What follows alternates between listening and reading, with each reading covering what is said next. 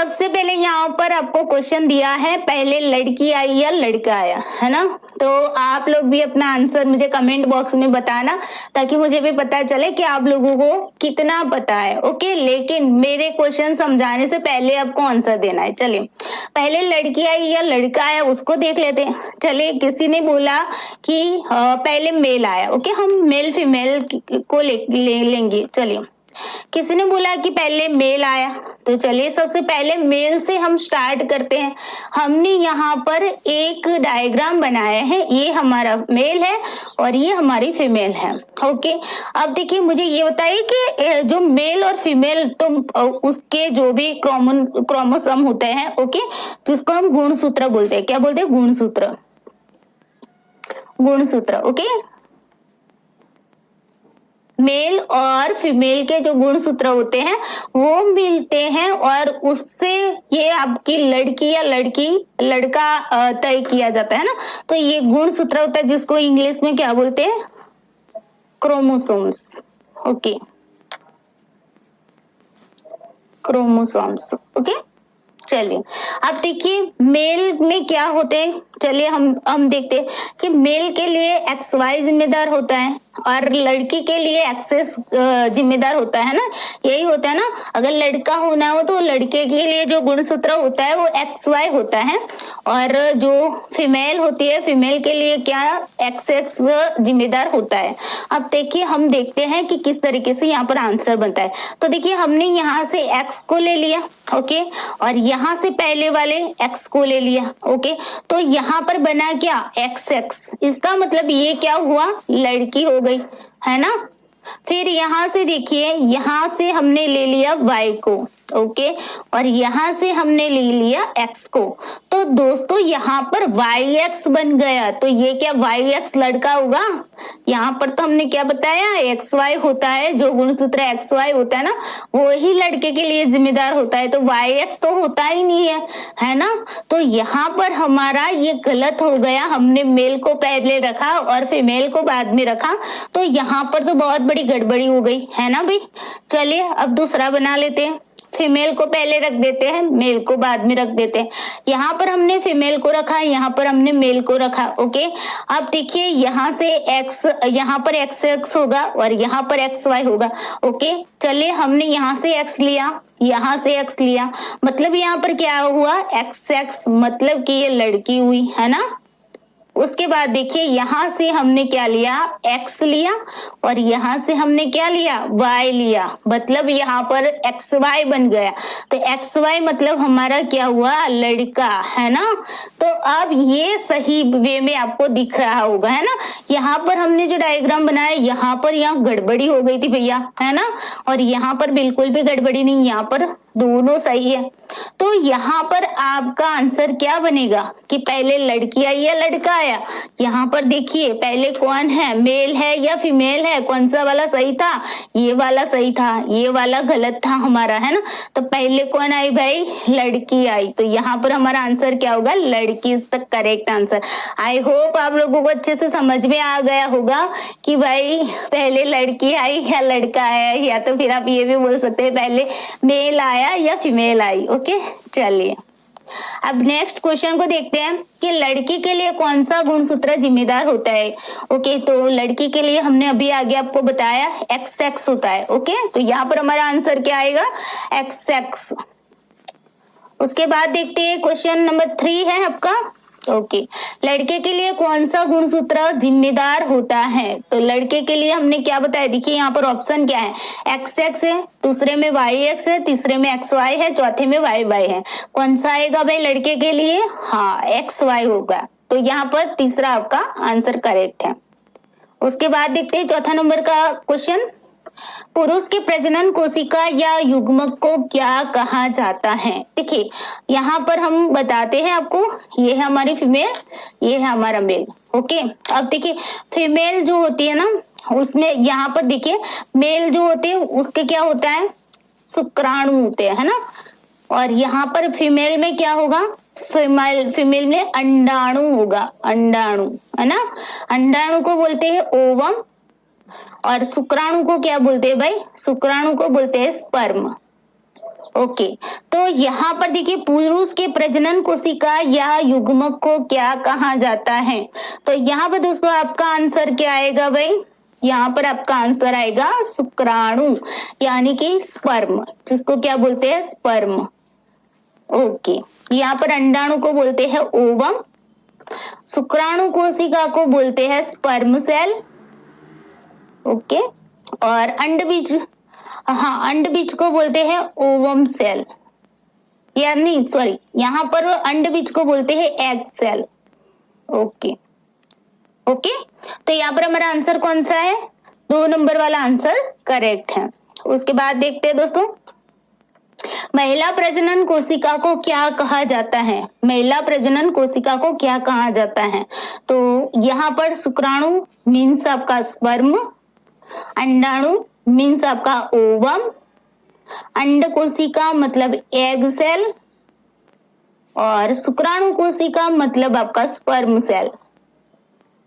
Okay, तो यहाँ पर कौन सा आंसर बनेगा? महिला के लिए कौन सी कोशिका, जो भी प्रजनन कोशिका होती है उसको क्या कहा जाता है? उसको बोला जाता है अंडाणु। क्या बोला जाता है? अंडाणु। ओके, अब देखिए आगे देखते हैं। क्वेश्चन नंबर ये कौन सा था? ओके, 4 के बाद 5 है, ये 5वां है। ओके, और ये हो गया आपका छठवा। पहले अंडाणु आया कि शुक्राणु? चलिए फिर से वही बात आ गई, बना लो भाई। ये आ गई आपकी फीमेल, ये तो हमने तय कर दिया है ना, फीमेल आती है फिर मेल आता है। अब देखिए फीमेल से क्या होता है, यहाँ पर ओवम होता है फीमेल में, है ना, और मेल में क्या होता है? शुक्राणु यानी कि स्पर्म होता है। ओके, तो अब बताओ कि पहले अंडाणु आया कि शुक्राणु आया? पहले क्या आया? ओवम आया कि स्पर्म आया? तो आप बताएंगे पहले ओवम आया। ओके, तो यहाँ पर हमारा आंसर क्या होगा? ओवम मतलब अंडाणु। तो हमारा आंसर यहाँ पर 2 नंबर वाला सही है। चलिए उसके बाद देखो क्वेश्चन नंबर 7 है, अंडाणु के आंतरिक भाग को क्या कहा जाता है? अब देखिए ये जो अंडाणु होता है ना, ये देखो ये फीमेल है, ये मेल है। ओके, उसके अंदर एक भाग होता है इस तरीके से, फीमेल और मेल दोनों में। यहाँ पर फीमेल का क्या होता है? ओवम होता है। ओके, ओवम को क्या बोलते हैं? अंडाणु। उसके बाद यहाँ पर क्या होता है? स्पर्म होता है। ओके, उसको बोलते हैं शुक्राणु। अब देखिए ये जो फीमेल है ना, उसका जो ओवम है, उसके ओवम का जो इंटरनल पार्ट होता है, ये जो होता है ना वो इंटरनल पार्ट होता है, इंटरनल पार्ट होता है। ओके, और ये जो होता है वो एक्सटर्नल पार्ट होता है, एक्सटर्नल पार्ट होता है। उसी तरीके से मेल में भी यही होता है, ये एक्सटर्नल पार्ट होता है और ये वाला उसका इंटरनल पार्ट होता है। ओके, अब देखिए जो इंटरनल पार्ट होता है ना, यहाँ पर आंतरिक भाग की बात की गई। आंतरिक का मतलब होता है इंटरनल पार्ट, इंटरनल पार्ट। अब इंटरनल पार्ट, अंडाणु की इंटरनल पार्ट की बात करते पहले, तो जो ओवम है उसका जो इंटरनल पार्ट होता है उसको बोलते हैं एग सेल। क्या बोलते हैं? Egg cell. और यहाँ पर जो मेल है ना, मेल का जो इंटरनल पार्ट होता है उसको बोलते हैं sperm cell, sperm cell. Okay, यहाँ तक क्लियर हुआ? ये अंडाणु है, ये स्पर्म है। अंडाणु का इंटरनल पार्ट जो होता है उसको बोलते हैं एग सेल, और आपका स्पर्म का जो इंटरनल पार्ट होता है उसको बोलते हैं स्पर्म सेल। तो यहाँ पर क्या पूछा गया है कि अंडाणु के आंतरिक भाग को क्या कहा जाता है? तो ओवम के इंटरनल पार्ट को क्या कहा जाता है? तो यहाँ पर आपका आंसर आएगा एग सेल कहा जाता है। ओके, चलिए नेक्स्ट क्वेश्चन देखते हैं। अब देखिए शुक्राणु के आंतरिक भाग को क्या कहा जाता है? शुक्राणु मतलब स्पर्म। ओके, स्पर्म का इंटरनल पार्ट, इंटरनल पार्ट। तो स्पर्म के इंटरनल पार्ट को क्या कहा जाता है? तो आप लोगों को अब आंसर आ गया होगा, स्पर्म सेल। ओके, यहाँ पर आंसर क्या होगा? Sperm cell. ये हमने आगे ही आपको यहाँ पर बताया हुआ है। ओके, ये आपका क्वेश्चन नंबर 8 था। चलिए क्वेश्चन नंबर 9 आ गया भाई, महिला और पुरुषों में कितने कितने गुणसूत्र होते हैं? ओके, चलिए यहाँ पर देख लेते हैं। भाई ये है आपकी फीमेल और ये है आपका मेल। ओके, ये इंटरनल पार्ट है। ओके, और ये बाहर वाला आपका ये इंटरनल पार्ट है, इंटरनल पार्ट है, ये भी आपका इंटरनल पार्ट है। ओके, ये हमारा क्या है, ओवम है, ये हमारा क्या है, स्पर्म है। ओके, ओवम का इंटरनल पार्ट है आपका एग सेल, है ना, और स्पर्म का इंटरनल पार्ट है स्पर्म सेल। ओके, चलिए अब देखिए, महिला और पुरुषों की बात की जाए तो आप लोगों को पता होगा कि दोनों में जो गुणसूत्र होते हैं ना, यहाँ पर सिर्फ देखिए गुणसूत्र की बात की है तो महिला में भी 46 गुणसूत्र होते हैं और यहाँ पर मेल में भी 46 गुणसूत्र होते हैं।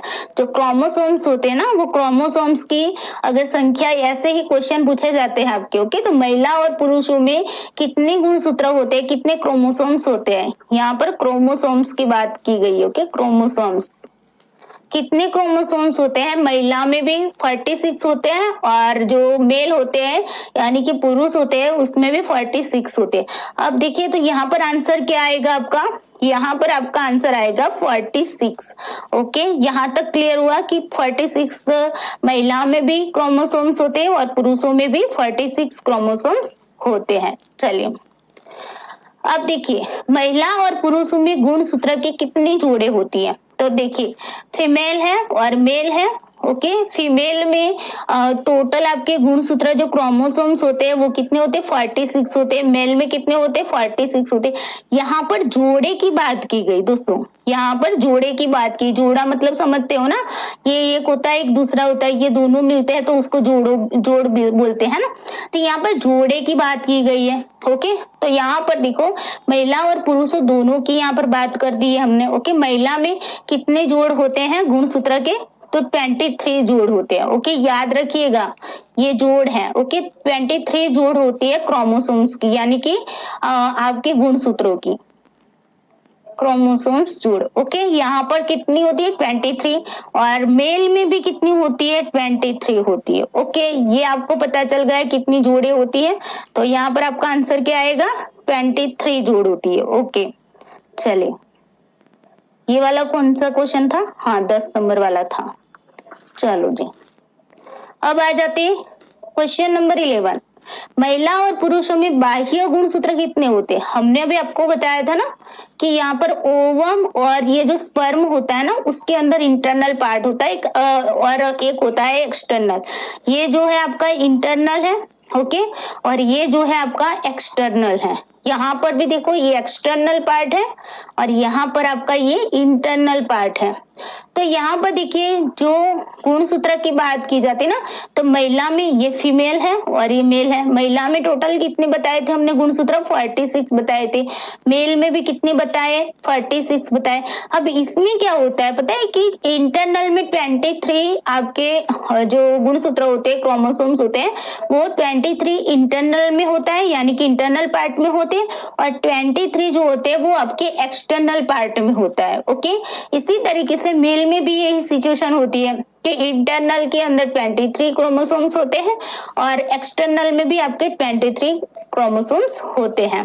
तो यहाँ पर आपको क्या पूछा गया है, बाह्य गुणसूत्र की बात की। बाह्य मतलब एक्सटर्नल। ओके, तो एक्सटर्नल क्रोमोसोम्स कितने होते हैं, महिला और पुरुषों दोनों में सेम है यहाँ पर, है ना, इसलिए दोनों को यहाँ पर साथ में लिया है, क्योंकि एक ही क्वेश्चन को अब देखो मैं 2 बार लिखती तो मुझे 2 बार वहां पर बताना पड़ता, तो यहाँ पर मैं एक ही बार में आपको बता देना चाहती थी। ओके, तो यहाँ पर देखिए दोस्तों, महिला और पुरुषों में एक्सटर्नल जो भी क्रोमोसोम्स होते हैं वो कितने होते हैं। ओके, तो यहाँ पर कितने हैं, 23। मेल में भी कितने हैं, 23। मतलब कि यहाँ पर आपका आंसर क्या आएगा, 23 होते हैं। ओके, दोनों में 23 होते हैं। ओके, समझ गए, ये दोनों, ये फीमेल है ये मेल है। ओके, चलिए महिला और पुरुषों में आंतरिक गुणसूत्र कितने होते हैं, देखिए इंटरनल क्रोमोसोम्स की बात की गई है। ओके, तो कितने होंगे, हमने अभी बताया ना आगे कि एक्सटर्नल में भी आपके 23 होते हैं दोनों में, और इंटरनल में भी दोनों में क्या होते हैं, 23 होते हैं। तो यहाँ पर आपका आंसर क्या आएगा 23। ओके चलिए, ये कौन सा वाला क्वेश्चन था? हाँ मैं भूल जाती हूँ भाई, ये 12 नंबर का था। चलिए चलिए क्वेश्चन नंबर 13 देखते हैं कि क्या कहते हैं क्वेश्चन नंबर 13। ओके, माता पिता के शरीर से बच्चे के शरीर में जो गुणसूत्र जाते हैं उससे क्या बनता है? ओके, उससे क्या बनता है? माता पिता के शरीर में से बच्चे के शरीर में जो भी क्रोमोसोम्स जाते हैं उससे क्या बनता है? तो यहाँ पर आपका ऑप्शन है युग्मज, जिसको बोलते हैं जाइगोट।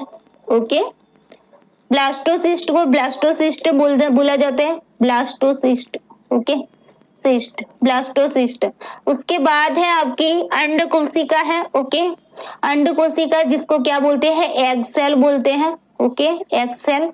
और उसके बाद यहाँ पर आपका है शुक्राणु कोशिका यानी कि स्पर्म सेल। ओके, तो यहाँ पर देखिए क्या बनता है भाई, तो माता पिता के शरीर से जो भी बच्चे के शरीर में जो भी क्रोमोसोम्स जाते हैं उससे बनता है जाइगोट, युग्मज, जिसको क्या बोलते हैं? युग्मज बोलते हैं। ओके, अब देखिए आगे देखते हैं।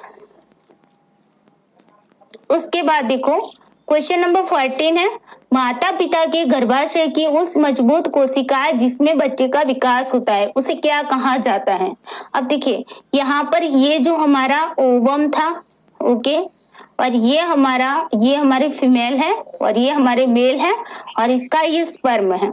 अब देखिए फीमेल का ओवम और मेल का स्पर्म मिलता है और उससे बनता है आपका जाइगोट। क्या बनता है? जाइगोट। इससे बनता है जाइगोट। जाइगोट को हम क्या बोलते हैं? युग्मज।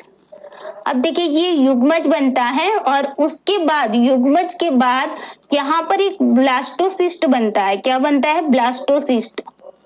ब्लास्टोसिस्ट। अब देखिए ये ब्लास्टोसिस्ट होता है ना, ब्लास्टोसिस्ट। ओके, तो ये जो ओके यहाँ पर CY होगा।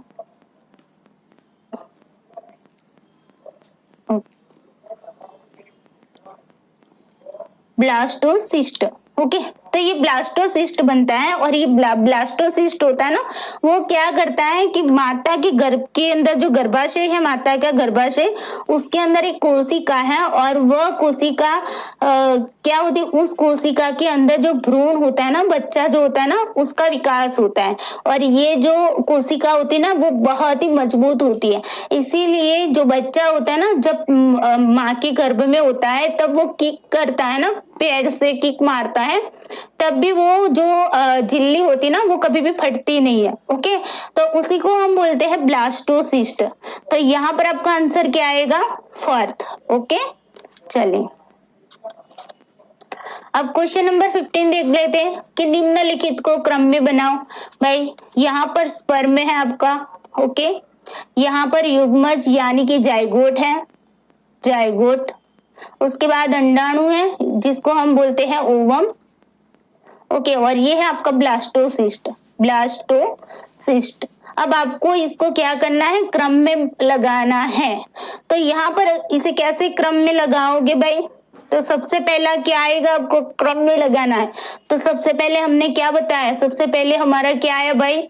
फीमेल आई, फिर हमारा मेल आया, फीमेल से बना ओवम। ओके, मेल में बना स्पर्म, इन दोनों को मिलाया बन गया जाइगोट।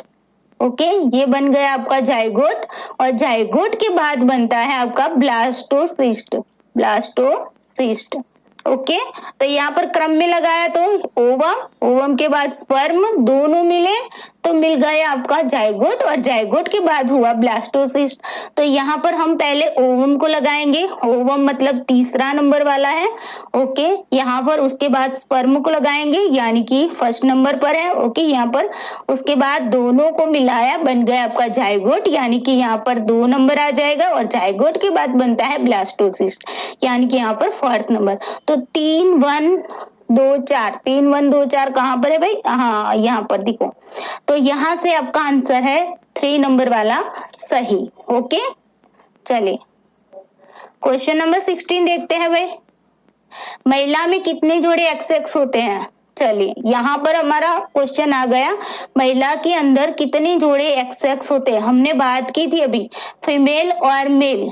फीमेल में 23 जोड़े होते हैं क्रोमोसोम्स, ओके, और यहाँ पर मेल होते हैं उसमें 23 क्रोमोसोम्स की जोड़ होती है, ओके। अब देखिए यहाँ पर जोड़े की बात की गई तो कितने जोड़े होंगे। फीमेल किससे बनती है भाई, XX से बनती है ना, तो इसके अंदर, और मेल किससे बनता है, XY से बनता है, ओके। तो यहाँ पर फीमेल के अंदर कितने जोड़े आएंगे भाई, तो यहाँ पर फीमेल के अंदर 23 जोड़े होंगे, वो आपके XX होंगे। अब देखिए मेल में क्या 23 XX होंगे, तो यहाँ पर बिल्कुल भी नहीं। यहाँ पर मेल और फीमेल में देखिए बता देती हूँ, फीमेल में आपके फीमेल और मेल इन दोनों में 1 से लेकर 22 तक के जो भी जोड़े होते हैं ना, 1 से लेकर 22 तक के जो भी जोड़े होते हैं वो कैसे होते हैं, समान होते हैं। कैसे होते हैं, समान होते हैं। जबकि 23वां जोड़ा होता है, 23वां जोड़ा होता है वो फीमेल में XX होता है, और मेल में 23वां जोड़ा जो है वो XY होता है। तब जाकर ये क्या बनता है, यहाँ पर आपका जो हम बोलते हैं ना कि बच्चे, लड़का अगर होना चाहिए तो लड़के के लिए जिम्मेदार कौन है, मेल है ना। कुछ लोग ऐसा भी बोलते हैं कि फीमेल है, नहीं फीमेल नहीं है, मेल है, ओके। क्यों, क्योंकि देखो ये 23वां जोड़ा अगर देखो XY नहीं मिलता है हमें, तो फिर हमारे क्या होते हैं, लड़की होती है, लड़का नहीं हो पाता है ना। अगर XY मिलता है तभी जाकर आपका लड़का होता है। तो यहाँ पर देखिए महिला में कितने जोड़े XX होते हैं, तो महिला में 23 जोड़े जो होते हैं वो क्या होते हैं, XX होते हैं।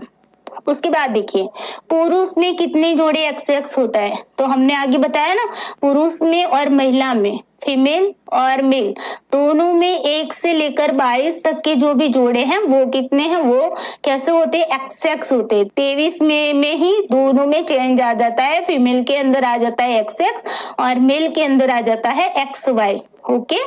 तो यहाँ पर क्या आंसर आएगा भाई, पुरुष में XX के कितने जोड़े होते हैं, तो 22 जोड़े होते हैं, ओके। ये खास याद रखना है आपको, 22 जोड़े होते हैं यहाँ पर। तो जोड़े की बात की गई है, ओके, ना कि कोई गुणसूत्र की बात की। गुणसूत्र क्रोमोसोम्स जो है वो अकेले की बात नहीं की गई, जोड़े में पूछा गया, ओके। तो यहाँ पर 22 जोड़े जो होते हैं पुरुष में वो कैसे होते हैं, XX होते हैं।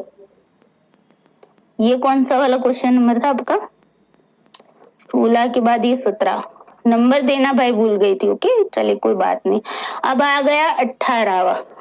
अब देखिए 18 क्वेश्चन नंबर, महिला और पुरुष में कौन से जोड़े समान होते हैं। अभी आगे ही बात की ना, 1 से लेकर 22 तक के जोड़े जो होते हैं वो कैसे होते हैं, समान होते हैं। लेकिन कौन से होते हैं, XX होते हैं, XY होते हैं, YX होते हैं, या फिर XX। यहाँ पर चौथा दिया है 1 से 23, ओके। तो यहाँ पर हमारा XX होता है, यानी कि XX, लेकिन कौन सा, 1 से लेकर 22 तक का। तो यहाँ पर हमारा आंसर क्या बन रहा है, 1 वाला जो है वो हमारा करेक्ट आंसर है, ओके। चलिए उसके बाद देखते हैं क्वेश्चन नंबर 19। चलिए, पुरुष और महिलाओं में पाए जाने वाले समान गुणसूत्र को क्या कहा जाता है। पुरुष और महिलाओं में जो समान गुणसूत्र पाए जाते हैं, 1 से लेकर 22 तक के जो XX समान पाए जाते हैं उसको क्या बोलते हैं। तो यहाँ पर दोस्तों आपका आंसर क्या आएगा, यहाँ पर आपका आंसर आएगा ऑटोसोम्स। क्या आएगा, ऑटोसोम्स। ये जो होता है ना समान जो होते हैं वो आपके ऑटोसोम्स आएगा, ऑटोसोम्स, ओके। ऑटोसोम्स जो भी समान जोड़े हैं पुरुष और महिला में, दोनों में 1 से 22 तक लेकर जो जोड़े हैं वो XX होते हैं, दोनों में समान होते हैं, उसको बोलते हैं ऑटोसोम्स। क्या बोलते हैं, ऑटोसोम्स, ओके। उसके बाद देखिए क्वेश्चन नंबर 20 है, कौन से गुणसूत्र की जोड़ लड़का और लड़की के लिए जिम्मेदार होता है। अब देखिए आगे मैंने बताया था आप लोगों को यहाँ पर क्वेश्चन में, ओके, यहाँ पर मैंने बताया था, देखो कौन सा जोड़ा, तो कौन से नंबर वाला था, 23वां था, है ना। तो यहाँ पर देखिए हमने यहाँ पर आपको बताया था फीमेल मेल ओके, हर बार इसलिए बता रही हूँ ताकि आपके दिमाग में छप जाए ये बातें। यहाँ पर देखिए दोनों में 1 से लेकर 22 तक एक्स समान होते हैं। ओके, ये समान होते हैं, जबकि 23वां यहाँ पर एक्स होता है और यहाँ पर 23वां जो होता है वो एक्स वाई होता है। यानी कि यहाँ पर जो भी गुणसूत्र की जो जोड़ होती है, कौन से गुणसूत्र की जोड़ जो होती है वो लड़का या लड़की तय करता है। ये एक्स हो गया तो वो आपकी फीमेल हो गई, और ये एक्स वाई हो गए यानी कि आपका मेल हो गया है ना। तो यहाँ पर कौन सा जो गुणसूत्र है, क्रोमोसोम्स की जोड़ है जो इसके लिए जिम्मेदार होती है, तो 23वें। तो यहाँ पर आपको आंसर याद रखना है। ओके, चलिए उसके बाद देखिए पुरुष और महिला में पाए जाने वाले असमान गुणसूत्रों को क्या कहा जाता है। ओके, समान गुणसूत्रों को तो हमने बता दिया, ऑटोसोम्स है ना, ऑटोसोम्स बताया ना। अब देखिए यहाँ पर असमान गुणसूत्र होते हैं ना, जो असमान गुणसूत्र कौन सा होता है, 23वां होता है ना, 23वां जो लड़की में एक्स होती है और लड़का में एक्स वाई होता है, ये असमान है। तो उस गुणसूत्र को क्या कहा जाता है, तो यहाँ पर आपका आंसर आएगा हेट्रोसोम्स। क्या होगा, हेट्रोसोम्स। अब देखिए ये हेट्रोसोम्स है ना, उसी को हम सेक्सुअल क्रोमोसोम्स भी कहते हैं। हेट्रोसोम्स को क्या बोलते हैं, सेक्सुअल क्रोमोसोम्स, क्रोमोसोम्स। ओके, ये नाम आपको याद रखना है। ओके, ये जो होता है असमान गुणसूत्र होते हैं, ये समान के लिए। ओके, ये समान के लिए, असमान के लिए क्या होता है, हेट्रोसोम्स। असमान के लिए हेट्रोसोम्स होता है, जिसको हम सेक्सुअल क्रोमोसोम्स भी कहते हैं। ये 21 क्वेश्चन नंबर। ओके ओके, चलिए 22 क्वेश्चन नंबर, पुरुष और महिलाओं में कौन से गुणसूत्र की जोड़ असमान होती है। फिर से वही क्वेश्चन आया भाई, पुरुष और महिलाओं में कौन सा गुणसूत्र की जोड़ जो होती है वो असमान होती है, यानी कि 23वें। ओके, चलिए क्वेश्चन नंबर 23 है, पुरुष के शरीर में कितने वाई होते हैं, यहाँ पर ये नहीं। ओके, वाई, पुरुष के शरीर में कितने वाई होते हैं। अब देखिए यहाँ पर हमने क्या बताया था, फीमेल मेल है ना, फीमेल में एक्स होते हैं, 23 होते हैं टोटल जोड़े है ना, और टोटल कितने होंगे, 46 क्रोमोसोम्स हो गए, क्रोमोसोम्स। ओके, क्रोमोसोम्स कितने होंगे, 46 क्रोमोसोम्स हो गए। जोड़ में पूछा जाएगा तो 23 होगा। फिर मेल में क्या होता है, तो मेल के लिए एक्स वाई जिम्मेदार होता है। अब देखिए इसमें क्या होता है, 22 जोड़े जो होते हैं वो आपके क्या होते हैं, एक्स होता है। 23वां जो जोड़ होता है वो क्या होता है, एक्स वाई होता है। ओके, 23वां जो होता है वो एक्स वाई होता है। अब मुझे ये बताइए कि यहाँ पर 22 जोड़े हैं वो एक्स है, टोटल कितने होंगे, तो क्रोमोसोम्स जोड़े के बिना अगर हम उसे अलग करते हैं तो 22 इंटू 2 करेंगे तो 44, तो यहाँ पर एक्स आ गया है ना। फिर यहाँ पर 23 में भी एक एक्स है तो प्लस ये एक्स हो गया, यानी कि 45 एक्स हो गया है ना, और यहाँ पर एक वाई रह गया तो 45 एक्स और 1 वाई होता है। टोटल मिलाकर आपके 46 क्रोमोसोम्स बन गए है ना। तो यहाँ पर वाई कितने होते हैं पुरुष में, तो वाई पुरुष में ओनली 1 होता है। ओके, याद रखिएगा, कहीं पर भी क्वेश्चन आ सकता है कि पुरुष के शरीर में कितने वाई होते हैं, तो पुरुष के शरीर में कितने वाई होंगे, एक वाई होता है और 45 एक्स होता है, जबकि स्त्री में क्या होता है, 46 एक्स ही होता है। ओके, चलिए 24 नंबर, पुरुष के शरीर में कितने एक्स होते हैं, अभी आगे बात बता दी ना, 45 एक्स 1 वाई। ओके, तो यहाँ पर आंसर आएगा 45। उसके बाद देखो 25 महिला के शरीर में कितने एक्स होते हैं, पता है ना अभी, 46 एक्स होते हैं महिला में, तो यहाँ पर आंसर आएगा 46। उसके बाद देखो क्वेश्चन नंबर आपका 26। ओके, पैरों को पानी पी लेती हूँ। ओके,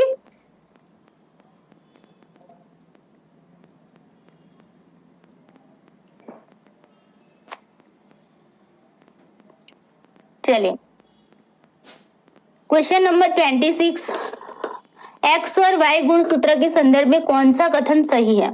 अब देखिए यहाँ पर एक्स और वाई गुणसूत्र के बारे में यहाँ पर बताए गए कथन दिए हैं और इन कथनों को आपको देखना है कि कौन सा सही है।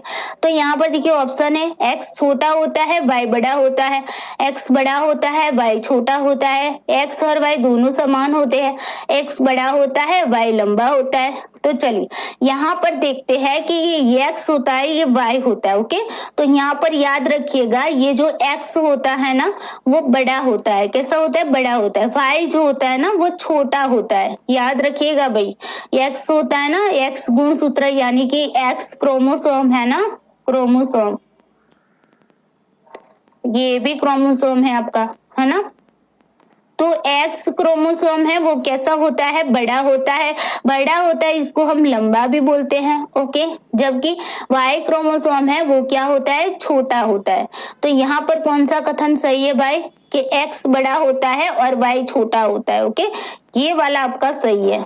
क्यों सही है? देखो भाई यहाँ पर एक्स छोटा बताए, ये वाला तो वैसे भी निकल गया है। एक्स और वाई दोनों समान तो है ही नहीं, वैसे भी है ना, तो ये भी निकल गया। यहाँ पर देखो एक्स बड़ा होता है वाई लंबा होता है, यहाँ पर लंबा दिया है, लंबा तो एक्स होता है, बड़ा होता है वही लंबा होता है ना। तो यहाँ पर एक्स जो होता है वो लंबा है, बड़ा है। ओके, ले ना कि वाई, वाई तो छोटा है ना। तो यहाँ पर ये भी आपका गलत हो गया। तो आपका आंसर कौन सा आएगा? दूसरे नंबर वाला। ओके चलो, क्वेश्चन नंबर 27 है, माता पिता के शरीर से बच्चे के शरीर में कितने गुणसूत्र जाते हैं? भाई देखो ये फीमेल होती है, मेल होता है ना, इनके अंदर से जो गुणसूत्र जाते हैं बच्चे के अंदर, है ना, तो यहाँ पर कितने गुणसूत्र जाते हैं, है ना। तो यहाँ पर से 23 फीमेल में से जाते हैं और 23 मेल में से जाते हैं। टोटल मिलाते हैं 46 मिलते हैं, है ना, और 23 जोड़ मिलती है यहाँ पर। तो 46 यहाँ पर गुणसूत्र जाते हैं। तो यहाँ पर आंसर क्या आएगा भाई? 46 आएगा। ओके चलिए,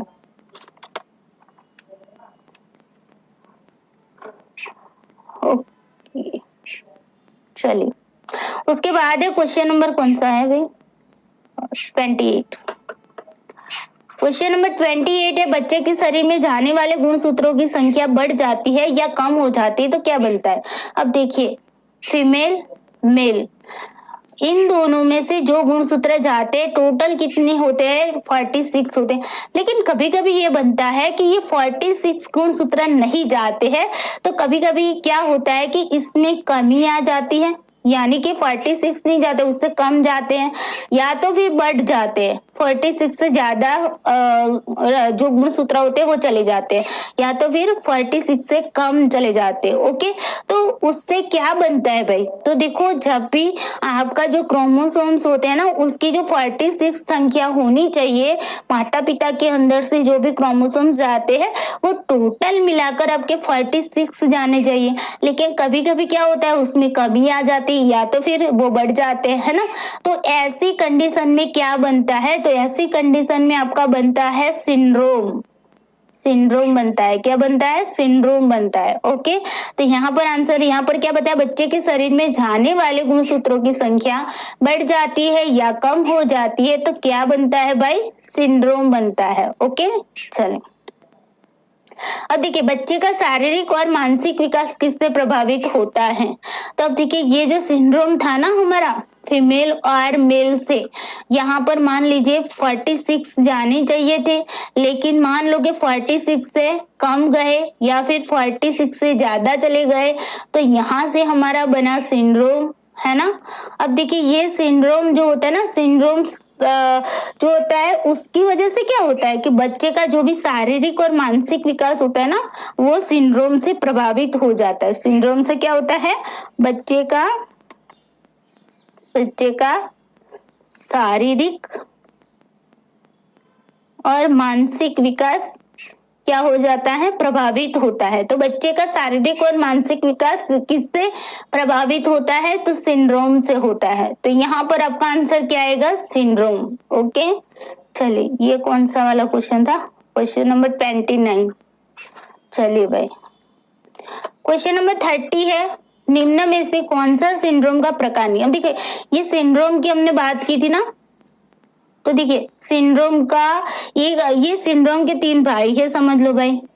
ये मैंने रोहित सर की क्लास देखी थी, उसमें से सीखा हुआ है। ओके, तो देखिए सिंड्रोम है, उसके 3 भाई है। मान लो कि एक तो आपका है टर्नर, ओके, ये टर्नर सिंड्रोम है, सिंड्रोम। ओके, दूसरा आपका होगा Down syndrome, Down syndrome, Down syndrome, और तीसरा आपका होता है Klinefelter. Okay, Klinefelter, sorry, felter. Okay, Klinefelter. Okay, अब देखिए ये 3 होता है। तो अब क्या होता है दोस्तों, यहाँ पर ये इसके 3 भाई, सिंड्रोम के 3 भाई है, प्रकार नहीं बोलेंगे। ओके, यहाँ पर सिंड्रोम का कुछ भी बोल लो भाई, कि निम्न में से सिंड्रोम कौन सा सिंड्रोम से संबंधित नहीं है। ओके, ये बता, सिंड्रोम से संबंधित नहीं है।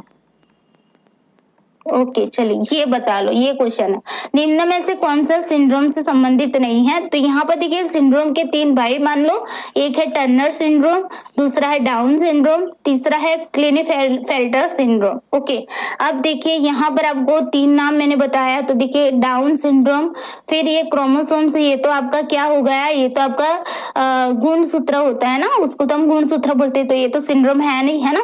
फिर देखिए टर्नर सिंड्रोम, और उसके बाद क्लेनेफेल्टर सिंड्रोम। तो यहाँ पर आपका नहीं है पूछा गया है, तो क्रोमोसोम्स आएगा। ओके, चलिए उसके बाद देखो क्वेश्चन नंबर 31, जब गुणसूत्रों की कमी होती है तो कौन सा सिंड्रोम बनता है। भाई देखो, अब यहाँ पर हम समझते हैं, ये सिंड्रोम है, हमने सिंड्रोम बताया था आपको, इसके यहाँ पर 3 भाई बताए थे आपको, है ना। यहाँ पर टर्नर बताया था आपको, ये टर्नर सिंड्रोम है, सिंड्रोम। ओके, ये आपका हो गया down syndrome, Down syndrome. Okay, उसके बाद ये हो गया आपका क्लेनेफेल्टर। Okay, क्लेनेफेल्टर syndrome. ये 3 नाम मैंने आपको बताया सिंड्रोम के। ओके, अब देखिए यहाँ पर क्या होता है, टर्नर सिंड्रोम में क्या होता है कि जो भी आपके जो क्रोमोसोम्स होते हैं ना, उसकी संख्या यहाँ पर कम हो जाती, क्या हो जाती है, यहाँ पर कम हो जाती है। यानी कि यहाँ पर 44 प्लस यहाँ पर क्या आएगा आपका 44 प्लस यहाँ पर एक्स आ जाएगा। ओके, फिर यहाँ पर देखिए डाउन सिंड्रोम में क्या होगा कि डाउन सिंड्रोम में बढ़ जाएगी, जो क्रोमोसोम्स होते हैं ना उसकी संख्या बढ़ जाएगी, यानी कि 46 प्लस यहाँ पर एक्स आ जाएगा। ओके, और यहाँ पर क्लेनेफेल्टर सिंड्रोम है ना, तो वहां पर क्या होता है, वहां पर आपके 44 plus x y. Okay, 44 plus x y होगा, ये ट्रांसजेंडर के लिए होगा, ट्रांसजेंडर के लिए, जिसको हम क्या बोलते हैं, सॉरी जेंडर। ओके, जिसको क्या बोलते हैं, किन्नर बोलते हैं, है ना, किन्नर। जहाँ किन्नर का जन्म होता है ना, किन्नर का जन्म कैसे होता है, तो वहां पर जो क्रोमोसोम्स होते हैं वो कैसे होते हैं, 44 होते हैं प्लस XXY आते हैं, इसीलिए वहां से उनका किन्नर में उनका जन्म होता है। ओके, तो ये याद रखना है भी, ये किन्नर के लिए कौन सा गुणसूत्र जिम्मेदार है, तो 44 प्लस XXY जो होता है वो ट्रांसजेंडर यानी कि किन्नर के लिए होता है। ओके, तो यहाँ पर देखिए टर्नर में क्या होगा कि आपके जो भी क्रोमोसोम्स है उसकी संख्या टोटल आपकी कितनी होनी चाहिए भाई, 46 होनी चाहिए, लेकिन उसमें अगर कमी आ जाती है, ये क्रोमोसोम्स में क्या आती है, कमी आ जाती है, तो मतलब कि ये टर्नर सिंड्रोम होता है, जिसमें क्या होता है 44 प्लस आपका एक्स होता है, यहाँ पर 44 प्लस एक्स होता है। ओके, फिर डाउन सिंड्रोम में क्या होगा, डाउन सिंड्रोम में 46 से बढ़ जाएगा भाई। ओके, तो 46 प्लस एक्स आ जाएगा। ओके, और टर्नर के और जो क्लेनेफेल्टर है सिंड्रोम उसके लिए क्या है 44 प्लस XXY। अब देखिए यहाँ पर जब गुणसूत्रों की कमी होती है, गुणसूत्रों की क्या हो जाती है, कमी हो जाती है, तो उसमें कौन सा सिंड्रोम बनता है, तो यहाँ पर आपका आंसर क्या आएगा, टर्नर सिंड्रोम आएगा। टर्नर सिंड्रोम में क्या होगा 44 प्लस एक्स होगा। ओके, चलिए नेक्स्ट क्वेश्चन देखते हैं 32 नंबर का, जब गुणसूत्रों में बढ़ोतरी होती है तो कौन सा सिंड्रोम बनता है। तो हमने क्या बताया बढ़ोतरी के लिए, यहाँ पर देखो बढ़ोतरी के लिए क्या बताया, डाउन सिंड्रोम। कितना बताया 46 प्लस एक्स। ओके, तो बढ़ोतरी होगी तो क्या होगा, डाउन सिंड्रोम होगा, 46 प्लस एक्स होगा। ओके, ये होगा आपका डाउन सिंड्रोम। उसके बाद देखिए 33 नंबर वाला क्वेश्चन है, ट्रांसजेंडर के लिए कौन सा सिंड्रोम जिम्मेदार है। हमने बताया अभी ट्रांसजेंडर के लिए क्लिनेफेल्टर सिंड्रोम जिम्मेदार है, और उसमें क्या होता है 44 प्लस XXY होता है। ओके, ये आपका क्लिनेफेल्टर सिंड्रोम है ट्रांसजेंडर के लिए, जिसको बोलते हैं किन्नर। ओके, किन्नर के लिए जिम्मेदार है। ओके, चलिए क्वेश्चन नंबर 34। देखिए ये ना यूजीसी नेट साइकोलॉजी दिसंबर 2018 में आया हुआ क्वेश्चन है। ओके, तो उसी को भी मैंने यहाँ पर ले लिया क्योंकि इसके ही रिलेटेड है। निम्न में से कौन सा बौद्धिक अक्षमता का सर्वाधिक असामान्य अनुवंशिक कारक है। देखिए यहाँ पर क्या होता है, बौद्धिक अक्षमता है ना, इंटेलिजेंस जिसको बोलते हैं। तो इंटेलेक्चुअल जो आपके अंदर अक्षमता रही हुई है ना, तो उसके लिए कौन सा जो कारक है वो जिम्मेदार है। तो यहाँ पर आपका दोस्तों आएगा डाउन सिंड्रोम। क्या आएगा, डाउन सिंड्रोम जो है वो बौद्धिक अक्षमता के लिए क्या है, जिम्मेदार होता है। चलिए उसके बाद देखते हैं 35। लिंग गुणसूत्र विसंगति XXY के परिणाम स्वरूप निम्नलिखित में से विकसित होता है। यही बात हमने अभी बताई थी। देखिए ये भी यूजीसी नेट साइकोलॉजी नवंबर 2017 में पूछा गया क्वेश्चन है।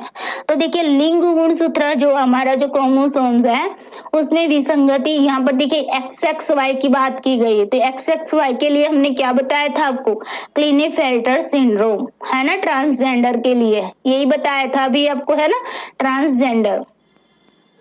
ट्रांसजेंडर के लिए उसमें क्या होता है 44 प्लस XXY होता है। ओके, तो यहाँ पर आपका आंसर क्या आएगा, क्लिनेफेल्टर सिंड्रोम। चलिए क्वेश्चन नंबर 36 है, माता पिता के शरीर से बच्चे के शरीर में क्या जाता है भाई। माता पिता के शरीर से बच्चे के शरीर में क्या जाता है भाई, तो यहाँ पर आपका आंसर आएगा जीन्स जाते हैं। क्या जाते हैं, जीन्स जाते हैं। ओके, चलिए उसके बाद देखो जनन कोशिका में रहने वाले तत्वों को क्या कहा जाता है। जनन कोशिका के अंदर रहने वाले जो तत्व होते हैं उसको क्या कहते हैं, तो उसको बोलते हैं जीन्स। ओके, जिस जीन भी बोलते हैं और जीन्स भी बोलते हैं। ओके, ज्यादा बहुवचन में होगा तो जीन्स बोला जाएगा। ओके, तो जनन कोशिका में रहने वाले जो तत्व होते हैं जो माता पिता में से बच्चे के शरीर के अंदर जाते हैं वो जाते हैं जीन्स। ओके, चलिए ये कौन सा वाला 36 37। ओके, ये 37 है भाई। चलो 38 नंबर, डीएनए और आरएनए किसके प्रक्रमों पर कार्य करता है। डीएनए और आरएनए किसके प्रक्रमों पर काम करता है, तो डीएनए और आरएनए है वो जीन्स के प्रक्रमों पर कार्य करता है। जो भी जीन्स होते हैं ना उनके प्रक्रमों पर ये डीएनए और आरएनए दोनों काम करते हैं। ओके, चलिए उसके बाद देखिए 39 नंबर, डीएनए का पूरा नाम बताइए भाई। तो डीएनए का पूरा नाम आपको यहाँ पर बताना है, तो उसका पूरा नाम है डीऑक्सरीबो, चले डीऑक्सरीबो न्यूक्लिक एसिड। ओके, देखिए यहाँ पर ना आपके वर्ड की जो भी शब्द की यहाँ पर जो भी क्या बोलते हैं ये एक एक अक्षर जो होते हैं उसमें देखिए डिफरेंस है। ओके, यहाँ पर ये ई है, यहाँ पर ई तो है ही, लेकिन देखिए यहाँ पर गलती है ना। तो यहाँ पर आपका 2 नंबर वाला करेक्ट है, डीऑक्सरीबो न्यूक्लिक एसिड बोला जाता है। ओके, तो ये आपका 2 नंबर वाला है वो सही है। चलिए उसके बाद देखते हैं आरएनए का फुल फॉर्म बताइए भाई। क्वेश्चन नंबर 40, आरएनए का पूरा नाम बताइए। तो आरएनए का पूरा नाम क्या होगा भाई, तो राइबोन्यूक्लिक एसिड। क्या होगा, राइबोन्यूक्लिक एसिड। जैसे कि यहाँ पर देखिए आपने देखा था ना, यहाँ पर deoxy ribonucleic acid. Okay, deoxy ribonucleic acid, यहाँ पर फिर से लिख देती हूँ डीऑक्सी राइबोन्यूक्लिक एसिड। ओके, यहाँ पर सॉरी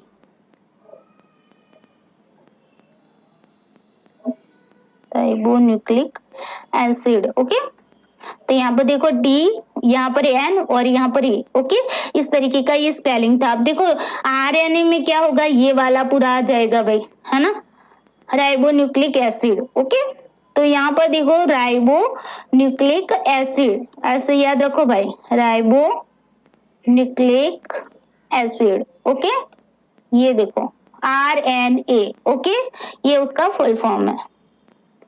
क्वेश्चन नंबर 41, माता पिता के शरीर के गुणों के समूह को क्या कहा जाता है? माता पिता के शरीर के जो भी गुणों का जो समूह होता है उसको क्या कहते हैं? तो उसको बोलते हैं DNA। ओके, हम कई बार सुनते हैं कि भाई DNA चेक किया जाता है ना, कि पता चल जाता है कि इसके बच्चे के माता पिता कौन है। तो कैसे पता चलता है? ये जो DNA टेस्ट किया जाता है ना, उसमें क्या दिखने को मिलता है, माता पिता के शरीर के जो भी गुण होते हैं ना, वो गुण आपको DNA में चेक करने को मिलते हैं। तो माता पिता के शरीर के जो भी गुणों के समूह होता है उसको ही बोलते हैं DNA।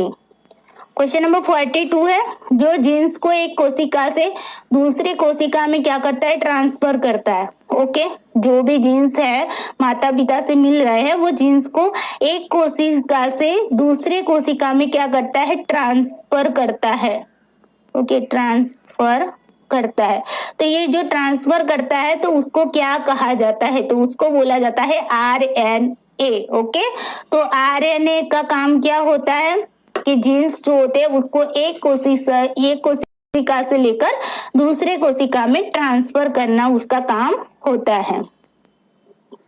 तो आई होप आप लोगों को क्वेश्चन अच्छे लगे होंगे। यहाँ पर आपको 42 क्वेश्चंस कराए हैं, MCQs है। ओके, खुद से बनाए हुए क्वेश्चन है। तो आई होप आप लोगों को अच्छे लगे होंगे। अगर क्वेश्चन अच्छे लगे हैं और आपको यहाँ पर अच्छे से जानकारी मिली हो तो इस वीडियो को लाइक करना भूलना नहीं है, दोस्तों को शेयर करना भूलिएगा नहीं, और इस चैनल को सब्सक्राइब भी कर लीजिएगा। चलिए दोस्तों, आज के लिए इतना ही। Thank you so much.